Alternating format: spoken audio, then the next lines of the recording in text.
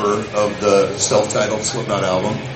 It's the set of coveralls that I wore May 27th, 1999 for the first show of Ozfest 99 in West Palm Beach. This mask is actually the second mask that I wore. The original mask melted.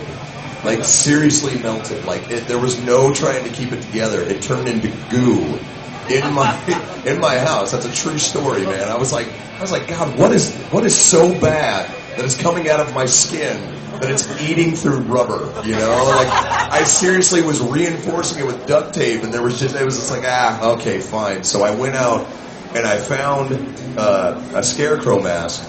I cut it up. I sewed it together. I stuck the dreads back in it. And then that was the mask that I wore from the Coal Chamber tour of '99 all the way up until the end of 2000, leading into the Iowa tour. The coveralls here, as you can see from the rust, God, it's so, you don't even want to know. You don't want to know where the rust comes from. It's kind of a mystery to me, man. I'm like, what the hell? These coveralls I actually wore in the Disaster Pieces live DVD. This is the original mask that I wore pretty much the entire time, with the exception of the dreads. The dreads kind of, they molded. It was, I swear to God, man, I'm like this crazy rock and roll petri dish. It's growing.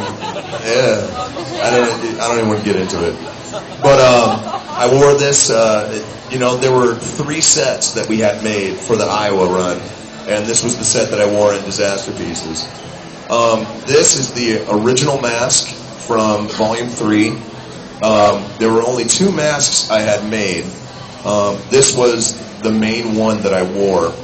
And you can see the sewing, the staples.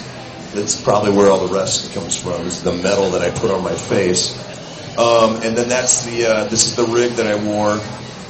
With the exception of a jacket that I would wear when we were playing outdoor gigs, like in the winter and whatnot. This is what I wore pretty much all of Volume 3. That's the shirt that I wore in the Vermilion video. And this was pretty much it for all of Volume 3. This is the puppet that was featured in the second version of the Wait and Bleed video that we honestly did not okay. And Roadrunner just went ahead and threw it out there for us. Yeah, Mark Abramson, you prick. I don't do video. You don't do video. He's just radio guy, so don't pelt him with rotten fruit.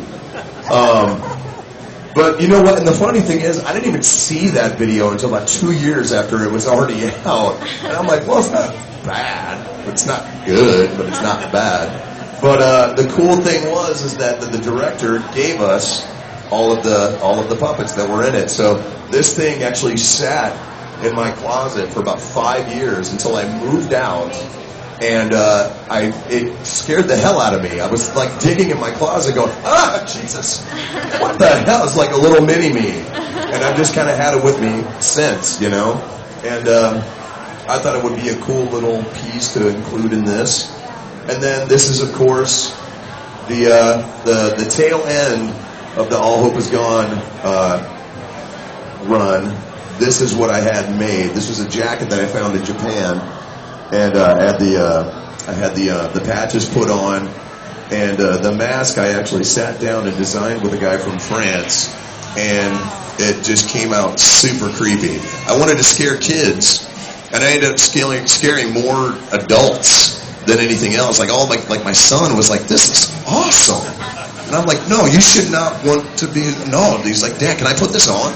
And I'm like, "Oh, for Christ's sakes!" But then my friends would come over and be like, "Hey, the hell is that?" That photo was actually taken at our last show here at Trinity of Terrors on Halloween.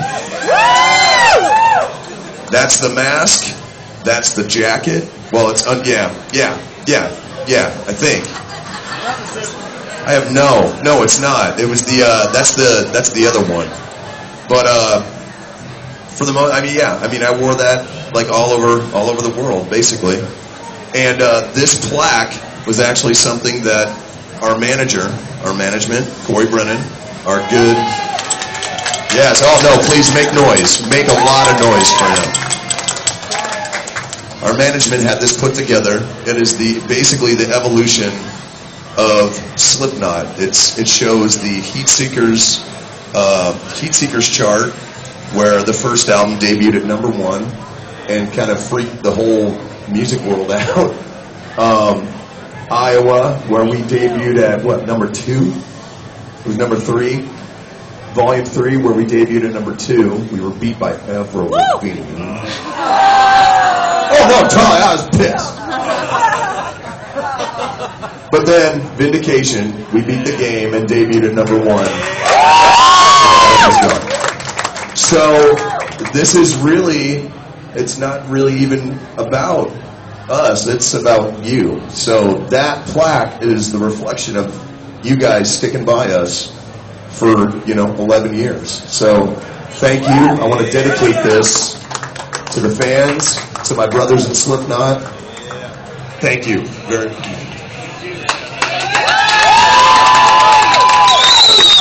Thank you very much. Got a couple